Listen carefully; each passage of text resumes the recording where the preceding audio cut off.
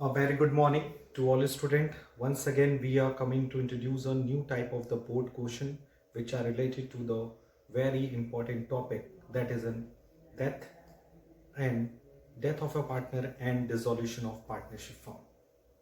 In the last video, we already discussed the some of the important board questions which are related to the death of a partner as well as the retirement of existing partner.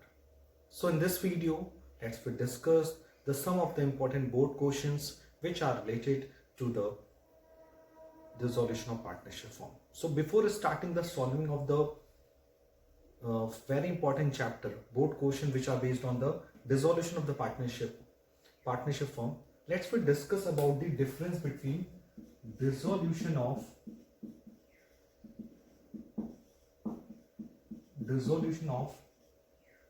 partnership versus dissolution of partnership form. And this question is already asked in the board examination. It is a very important questions from the board examination point of view. Okay, यानी अगर CBSE के important questions में अगर हम बात करें, so this is a very important question which are related to the dissolution of the partnership firm is that what is the difference between the dissolution of partnership and the dissolution of the partnership firm? Dissolution of partnership means it is a situation where we are talking about the change of the relationship of the partner. It means dissolution of partnership का मतलब है जो partners के बीच का relationship है वो change होगा, एक नया relationship develop होगा. ठीक है, यानी इसमें हम लोग क्या करते हैं, बेसिकली कुछ इंपॉर्टेंट पॉइंट्स की बात करते हैं, जैसे कि change in profit sharing ratio. जब प्रॉफिट शेयरिंग रेशियो में चेंज होता है, सो जो पार्टनर्स के बीच का जो रिलेशनशिप है वो भी चेंज आता है. When new partner admitted in the firm, यानी जब किसी नए पार्टनर का एडमिशन होता है, जब कोई नया पार्टनर फर्म में इंटर लेता है, सो it is called admission of a new partner. तो दो पार्टनर अगर पहले से हैं, एक नए पार्टनर से आने से तीनों के पार्टनरशिप के रिलेशन में कुछ ना कुछ चेंजेस होता है. रिटायरमेंट और डेथ ऑफ एग्जिस्टिंग पार्टनर. ठीक है, जो पार्टनर ऑलरेडी फर्म में काम कर रहा है, एग्जिस्टिंग पार्टनर, उसकी रिटायरमेंट होने पर या उसकी डेथ होने पर भी पार्टनरशिप के जो रिलेशनशिप है उनमें चेंजेस आता है. रिलेशनशिप में तो उनके पीएसआर में चेंज आता है, उनके कैपिटल कंट्रीब्यूशन में चेंज आता है, उनके capital account, current account, balance sheet, assets and liabilities में चेंजेस आते हैं. So it is called dissolution of the partnership. What is the meaning of dissolution of the partnership form? Dissolution of partnership form is a situation where we are talking about the complete dissolution of the firm. It means firm खत्म, अब हम assets business को बंद करेंगे, यानी shut down of the firm. Shut down of the firm.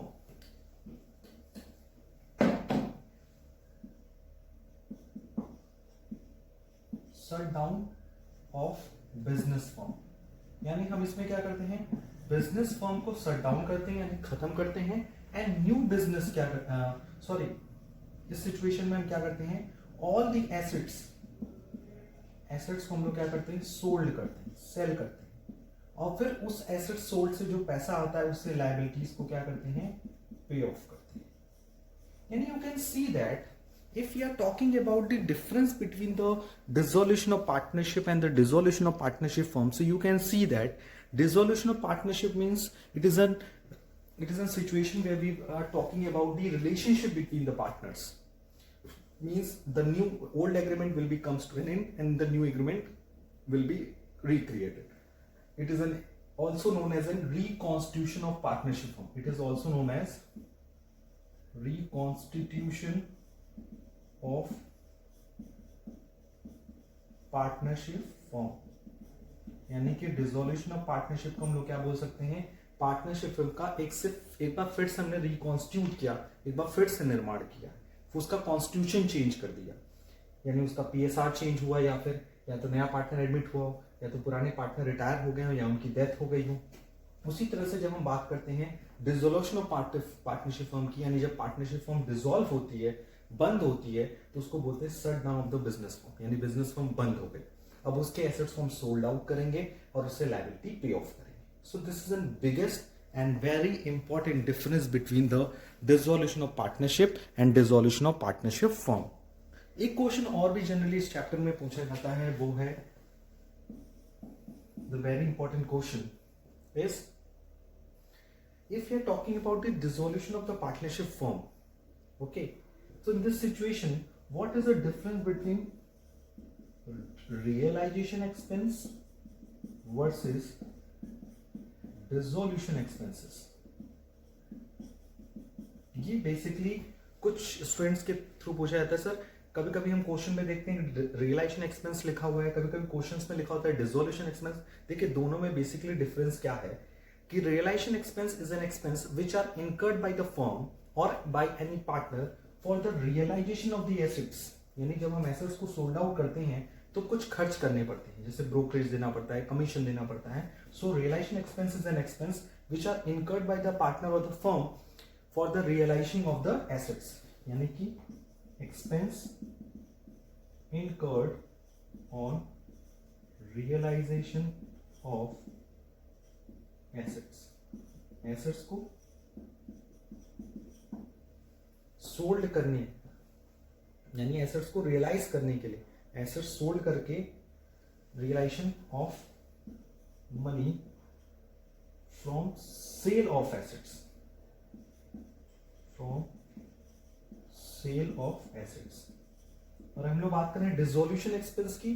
So dissolution expense is an expense which are incurred by the firm or any partner for the dissolution of the partnership firm. यानी जब form dissolve होगी तो उसमें सारी activity होगी, हम business को बंद करेंगे, एसेट्स को सोल्ड आउट करेंगे एंड लायबिलिटी को पे ऑफ करेंगे, तो कई तरह के एडिशनल खर्चे भी होंगे.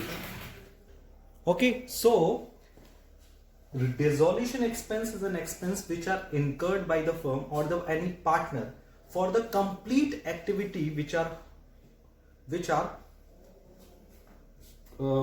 followed by the business, like you know very well, हम ऐसे सोल्ड आउट करते हैं, लायबिलिटी पे ऑफ करते हैं. ठीक है, तो डिसोल्यूशन एक्सपेंस का मतलब क्या हो गया कि कोई भी ऐसा एक्सपेंस जो हम पूरे कंप्लीट डिसोल्यूशन एक्टिविटी पे स्पेंड करते हैं. जैसे हमने एसेट्स को सोल्ड आउट किया तो हमारा पैसा खर्च होगा, और जब हम लायबिलिटी को पे ऑफ करेंगे तो उसमें कुछ खर्चे होंगे, और जो बैलेंस अमाउंट आएगा उसको भी अरेंज करना है. तो ये सारे खर्चे जब हम लोग फाइंड आउट करते हैं उसको हम लोग डिसोल्यूशन एक्सपेंस करते हैं. ठीक है, so this is a basic difference between the realisation expense and dissolution expense. Let's we move to the next topic. India 2016 compartment examination, and this question is having a 6 marks. Monu, Nigam and Shreya partners in the ratio of 4:3:1. Monu, Nigam and Shreya are the partner in the ratio of 4:3:1. The firm closes its books on 31st March every year. As per the terms of the partnership deed, on the death of the partner, his share of the profit of the year his calculated was the basis on the sales. यहाँ पे भी turnover method follow किया गया, but यहाँ पे लिखा हुआ है sales for the year ended is 21 lakh. From 1st April 2015 is to 30 June is 2 lakh. It is very clear. But previous year's profit is not given. But question में एक table बना के दिया जिसमें कई साल की प्रॉफिट भी गिवन है. तो उस सिचुएशन में यू नो वेरी वेल हम क्या करेंगे, उस सिचुएशन में हम फाइंड आउट करेंगे प्रॉफिट को, हम उसी तरह से कैलकुलेट. यहाँ पे डेथ किसकी हुई है, डेथ हुई है यहाँ पर मोनू की.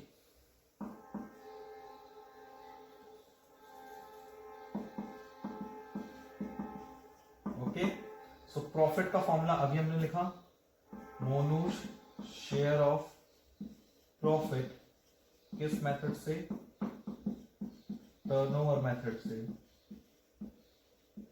Okay, so the formula is profit of the previous year divided by sales of the previous year multiplied by sales from the beginning of the year till the date of his death. Okay, so previous year's profit is given as 84,000 in the table, and sales of the previous year is 21 lakh, and sales from the beginning year to the till the date of his death is 2 lakh. So आप इसको solve करोगे, so I hope 50 to 50, and it will be of 4 times 4,000 into, okay, 2, that is an 8,000, and it is a total profit. अब इसमें आपको पता है ना, मैं शेयर भी मल्टीप्लाई करता हूं. शेयर कितना है इनका 4/8. सो यहां पे भी हमें 4/8 से मल्टीप्लाई करना चाहिए था, एंड इक्वल्स टू 4,000 इंटू 2. इसको हम थोड़ा सा और इलिब्रेट कर दे. So 4,000 8,000 multiplied by 4/8, that is an, अगर आप इसको सॉल्व करेंगे तो आएगा 4,000. So the profit of the and share of profit of at the time of his death. So the entry will be, यहां पे क्वेश्चन चेंज किया हुआ है, the new profit sharing ratio between M and S. यही देखिए change हो गया यहाँ पर. एन और एस का न्यू रेशियो दिया है आपका 3:2. ये न्यू रेशियो गिवन है. So you know very well when new ratio is given, so entry थोड़ी चेंज हो जाती है. उस सिचुएशन में सबसे पहले हम लोग क्या करेंगे, गेनिंग रेशियो फाइंड आउट करेंगे, एंड गेनिंग रेशियो का फॉर्मूला क्या होता है, न्यू माइनस ओल्ड. ठीक, न्यू कैसे फाइंड आउट करेंगे, एन का और एस का गेनिंग कैसे, न्यू कितना है एन का न्यू है 3/5, इसका है 2/5, माइनस करो 3/8 and 1/8. So this will be 40, 24 minus 15, and 40, 16 minus 5. So the ratio is 9 and 6. Sorry for that, 11. So the sacrificing ratio is 9:11. Sorry, gaining ratio. So ये जो प्रॉफिट मिल रहा है एम को 4,000 रुपए, ये कौन देगा, ये देगा आपको एन और एस. किस रेशियो में देंगे, 9:11 में. सो उसकी जनरल एंट्री क्या होगी, उसकी जनरल एंट्री आपको पता ही है. उस सिचुएशन में हम एन की कैपिटल को और एस की कैपिटल को डेबिट करेंगे और क्रेडिट करेंगे एम की कैपिटल को. कितना है 9:11 में 4,000 को. सो 4,000 एन को मिलेगा, इस 4,000 को 9/20 एन देगा, 11/20 एस देगा. So it will be 200, 1,800 and is an 2,200. तो आपने देखा कि eight the time of the death of any partner, जब कोई पार्टनर की डेथ होती है तो सिचुएशन में हम ये देखते हैं कि जब भी हम उसकी प्रॉफिट की एंट्री पास करेंगे, चाहे वो किसी मेथड से हम प्रॉफिट निकाल रहे हो, चाहे टाइम मेथड से प्रॉफिट निकाल रहे हो, चाहे वो हम टर्नओवर मेथड से प्रॉफिट निकाल रहे हो, आपको ये ध्यान रखना है कि न्यू प्रॉफिट शेयरिंग रेशियो पुराना ही है कि चेंज है. पुराना मतलब अगर new profit sharing ratio question में गिवन है तो सिचुएशन में हमें गेनिंग रेशियो निकालना पड़ेगा, और गेनिंग रेशियो निकालना पड़ेगा, और गेनिंग रेशियो में ही old partner, new partner, old partner death partner को, यानी डिसीज पार्टनर को, जो रिमेनिंग पार्टनर, जिससे सिचुएशन में आपने देखा एन और एस, ये क्या है, रिमेनिंग पार्टनर है. एम क्या है, डिसीज्ड पार्टनर है. तो एन और एस ने अपने गेनिंग रेशियो में एम को क्या दिया, प्रॉफिट दिया. लेकिन अगर प्रॉफिट शेयरिंग रेशियो चेंज नहीं होता, यानी कि एम एन एस है 4:3:1, और एम अगर डाइट कर गया तो उनका ओल्ड रेशियो 3:1 ही था, न्यू रेशियो भी उनका 3:1 है, और गेनिंग रेशियो भी 3:1 है. आपको पता ही है, मैंने ये केस समझाया हुआ. तो सिचुएशन में आप नोट डाउन कर लो कि आपको पुराने रिमेनिंग पार्टनर को, डिसीज पार्टनर को प्रॉफिट देने की जरूरत नहीं है. उस सिचुएशन में हम profit and loss suspense account की हेल्प से प्रॉफिट डिस्ट्रीब्यूट करते हैं, यानी प्रॉफिट प्रोवाइड करते हैं डिसीज पार्टनर को. ये मैंने अभी स्टार्टिंग में ही आपको बताया. ठीक है, let's we discuss the few questions from the retirement of the existing partner. से भी कुछ छोटे छोटे क्वेश्चंस रिकॉल करने बच गए थे। जैसे कि क्वेश्चन था ए बी सी पार्टनर्स हैं, ए बी सी पार्टनर्स हैं 1/2, 3/10 एंड 1/5 के लिए, और उसमें कह रहा है सी रिटायर हो रहा है, सी रिटायर्स, और डिसाइड ये हुआ कि जो न्यू रेशियो है ए और बी का जो न्यू रेशियो होगा वो होगा 3:2। सो आपको गेनिंग रेशियो फाइंड आउट करने को बोला गया, gaining ratio. So gaining ratio का फॉर्मूला क्या होता है आपको पता ही है, गेनिंग रेशियो इक्वल्स टू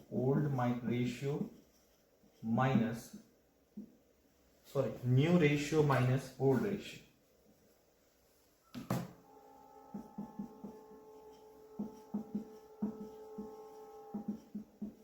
ठीक है, so you can see that इसको पहले हम सिंप्लीफाई करेंगे, 10 5 3 5 3 and 2।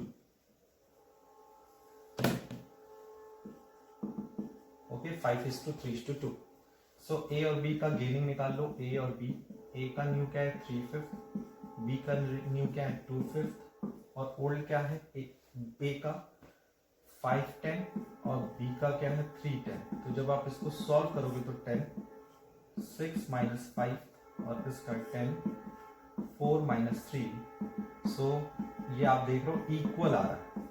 So the gaining ratio between A and B is 1:1, whereas the new ratio between A and B is 3:2.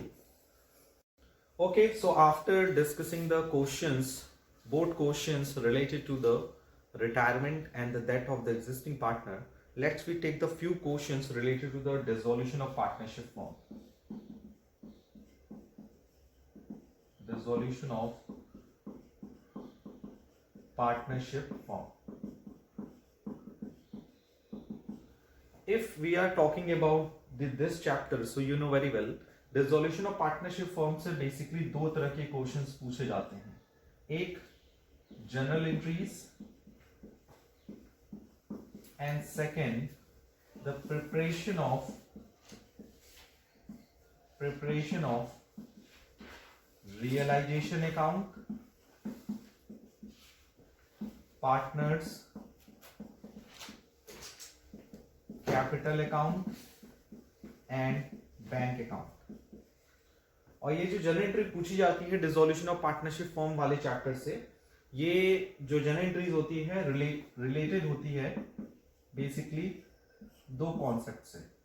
एक रियलाइजेशन एक्सपेंस से पूछी जाती है, you know very well realisation expense या फिर डिसोल्यूशन एक्सपेंस, और दूसरी एंट्रीज जो होती हैं वो बेसिकली इस चैप्टर में किस टॉपिक से रिलेटेड होती है, that is which are related to the realisation account, जिसमें हम सारी एसेट्स को क्या करते हैं डिस्पोज्ड ऑफ करते हैं और लाइबिलिटीज को पे ऑफ करते हैं, फिर प्रॉफिट एंड लॉस निकालते हैं रियलाइजेशन पे, and after that pay off करते हैं to partners. So board question को इवेल्युएट करने से पहले और बोर्ड क्वेश्चन को सॉल्व करने से पहले आपको ये देखना जरूरी होगा किस पैटर्न के क्वेश्चंस इस चैप्टर से पूछे जा रहे हैं।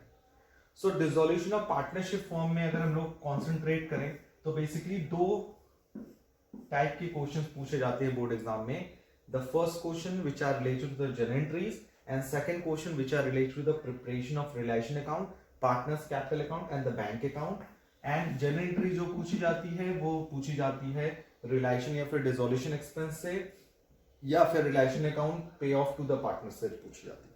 तो चलिए क्वेश्चन हम लोग डिस्कस करते हैं which are related to the general entries. तो पहले सेगमेंट पे हम लोग डिस्कस करेंगे कि बोर्ड क्वेश्चन जो पूछे गए हैं जनरल एंट्रीज से रिलेटेड कितने क्वेश्चन पूछे गए हैं, और ये भी चैप्टर्स लगभग 6 to 8 मार्क्स का आपके एग्जामिनेशन में आता है। So you have to prepare for the board examination, क्योंकि यू नो वेरी वेल बूंद बूंद से घड़ा भरता है। तो अगर आपको अपने मार्क्स का घड़ा भरना है तो आपको ऐसा नहीं मैटर रखना है कि 80 मार्क्स का पेपर है तो हम 8 मार्क्स पे कॉन्सेंट्रेट ना करें। 8 मार्क्स पे ही आप कॉन्सेंट्रेट करेंगे 6 to 8 मार्क्स से, तभी आप जाकर 80 मार्क्स के जो घड़े हैं उसको फिल अप कर पाएंगे। So let's we take the board question जो ऑलरेडी एग्जामिनेशन में आपके पूछा जा चुका है. सो इन क्वेश्चंस को सॉल्व करने से पहले क्वेश्चंस के पैटर्न को समझना जरूरी था, तो इसलिए हम लोगों ने इस चीज़ों पे डिस्कस किया. आइए क्वेश्चंस पे हम लोग डिस्कस कर रहे हैं.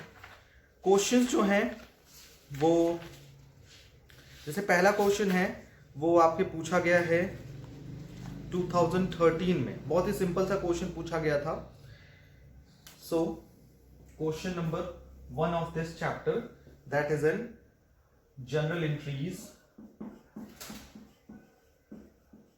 entries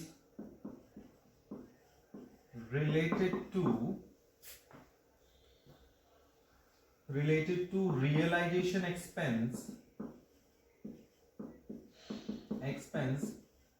at the time of dissolution of partnership firm.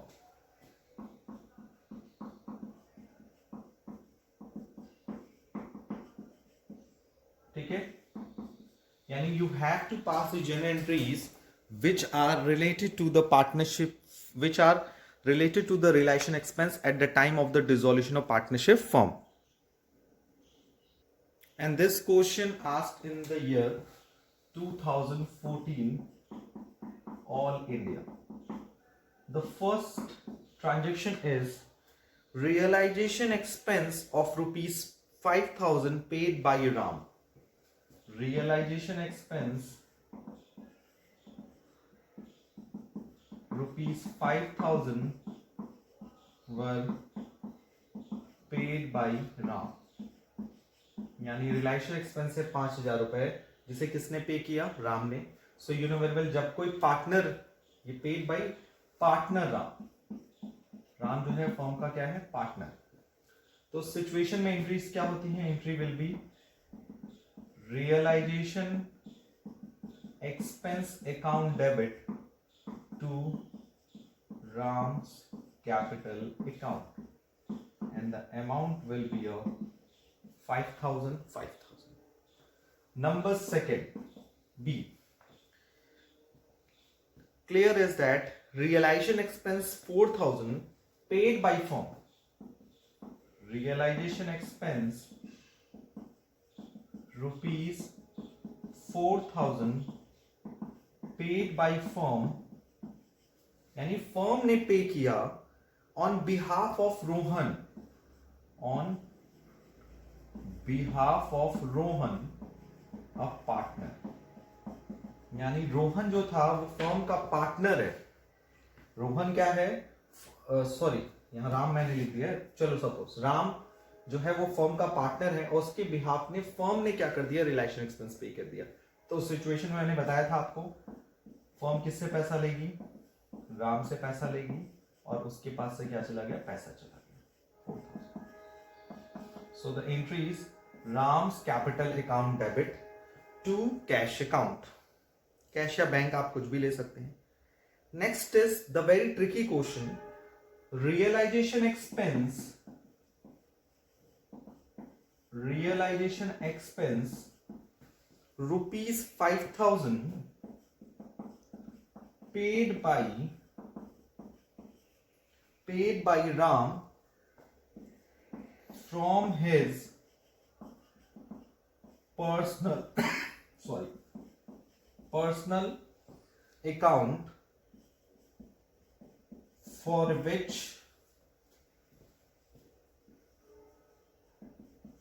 which he is entitled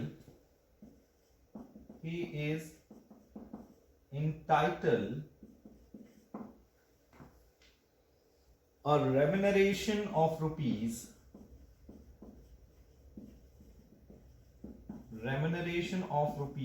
3,000 from the firm. ये देखिए क्वेश्चन बहुत कुछ कह रहा है आपस में.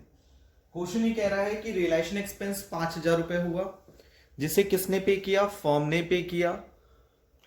पेड बाय राम, राम ने पे किया जो पार्टनर था अपने पर्सनल अकाउंट से, और उसके लिए उसे रेम्युनरेशन कितना मिल रहा था? 3,000 रुपए. तो फर्म तो 3,000 देने को तैयार थी और राम ने कितना ले दिया? 5,000 रुपए. तो सिचुएशन में you know very well, firm की बुक में क्या एंट्री होगी, फर्म को कितना देना है, 3,000 रुपए देना है, किसको देना है, राम को। तो सिचुएशन में एंट्री क्या होगी कि फर्म को कितना देना है, realisation expense, realisation expense account debit to realisation expense account debit to Ram's capital. अब राम को हमने कहा था कि 3,000 रुपए में तुम्हें रेम्युनरेशन देंगे। अब तुम चाहे जितना पैसा खर्च करो रियलाइजेशन में, it is your problem, it is not a firm's problem, ठीक है। तो entry will be a realisation expense account debit to Ram's capital. अब यहाँ पे थोड़ा सा चेंजेस कर लीजिए। बिजनेस में जो भी रियलाइजेशन होते हैं, रियलाइजेशन एक्सपेंस, उसको हम किस अकाउंट से एडजस्ट करते हैं, रियलाइजेशन अकाउंट। सो एक्सपेंस को अलग से मेंशन करना जरूरत नहीं होता। Okay, so this type of the question asked in the year 2013, which are related to the realization expense. Let's we move to the next type of the question. So let's we discuss the next question, which are already asked in the 2014. That is an X, Y, Z are the partner in the ratio of 3:2:1. And on 31st March, their capital was 45,000, 30,000 and 15,000. And capital of the XYZ is 30,000, 45, 30 and 15,000. Creditor 20,000 के थे, form dissolve हुई उस date को। Y took up the stock at an agreed price of ₹25,000. Y ने stock ले लिया 25,000 का, X ने ले लिया 25,000 में, फर्नीचर ले लिया Y ने 5,000 रुपए में, और Z ने ले लिया डेटर 18 या 500 रुपए में। आपको जनरल एंट्रीज बतानी है eight the time of the dissolution of partnership form, और आपको नेसेसरी अकाउंट बनाना है। तो सिचुएशन में आप अगर कैपिटल अकाउंट बनाओगे, जब आप कैपिटल अकाउंट बनाओगे इस सिचुएशन में, so how many partners are there, they are 3 partners, X, Y, Z, X, Y, Z। Okay, so first of all हम लोग क्या राइट डाउन करते हैं, opening balance. And opening balance of X, Y, Z is given in this question, that is in 45, 30 and 15। 45, 30 and 15। Okay, फिर उसमें यह भी लिखा है क्वेश्चन में कि क्रेडिटर्स थे इतने के थे, पार्टनरशिप डिसॉल्व हुई जिसमें X ने स्टॉक कितने में लिया, 25,000 रुपए में। तो ये सब उनके लिए बियर करना पड़ेगा टू रियलाइजेशन। X ने स्टॉक कितने में लिया, 25 में। Y ने भी एसेट्स टेक ओवर की है, Y ने स्टॉक एसेट्स कितने में लिया, 5,000 में, और डेटर ने कितने में लिया है, 18,500। ये दूसरी बात। तीसरा और सबसे छोटी चीज है जो आप मिस्टेक करोगे, यहां पे आपको प्रॉफिट एंड लॉस भी निकालना पड़ेगा रियलाइजेशन। तो उसके लिए आप वर्किंग नोट की हेल्प से भी क्या कर सकते हो, प्रॉफिट एंड लॉस निकाल सकते हो। सबसे पहले आप जब एसेट्स की वैल्यू निकालोगे इस क्वेश्चन में, एसेट्स इक्वल्स टू क्या होता है, capital plus liability. Okay, capital कितनी है, 45, 30 एंड 50। ये हो गया 45 प्लस 60, 60 और 30 कितना हो गया, 90,000। And liability means creditor, creditor आपके कितने के हैं, 20,000 के। सो आपकी एसेट्स हो गई 1,10,000। अब जब आप रियलाइज्ड वैल्यू निकालो सारी एसेट्स की, क्योंकि यहां ऐसा नहीं बोला है क्वेश्चन में कि कैश भी है या जो भी है व्हाटएवर, तो हम एज्यूम कर लेते हैं नहीं है। सो जब आप रियलाइज्ड वैल्यू निकालोगे तो आप खुद देख लो, 25, 5, 30 और 18 कितना हो गया, 30 और 18 कितना हो गया, 48,500। अब 1,10,000 की चीज 48,500 में रियलाइज हुई, तो लॉस हो गया ना आपको रियलाइजेशन में। सो जो भी लॉस होगा, टू लॉस ऑन रियलाइजेशन, कितना आया, डिफरेंस इन दोनों का। ओके, एंड ये जो डिफरेंस है 1,10,000, 48,500, यही आपका लॉस होगा। एंड लॉस कितना हो जाएगा, 0,051, एंड दिस विल बी 61,500। 61,500 को हम क्या करेंगे, 3:2:1 में डिस्ट्रीब्यूट कर देंगे, और अगर इधर कम पड़ेगा तो बाई बैंक के थ्रू, और इधर कम पड़ेगा तो टू बैंक की तरह हम इसको ट्रीट करेंगे। इस तरह के क्वेश्चंस भी एग्जामिनेशन में आपको थोड़ा सा फंसाने के लिए पूछे जाते हैं। ओके, सो इस क्वेश्चन को कंप्लीट करिएगा आप, ये आपके साइट पर है। So in today's video we discuss a lots of the questions. So आज के लिए इतना ही। Thank you, thanks a lot, and please exercise, practice all the additional and board question given in your book as well as in your sample paper. Thank you. Take care.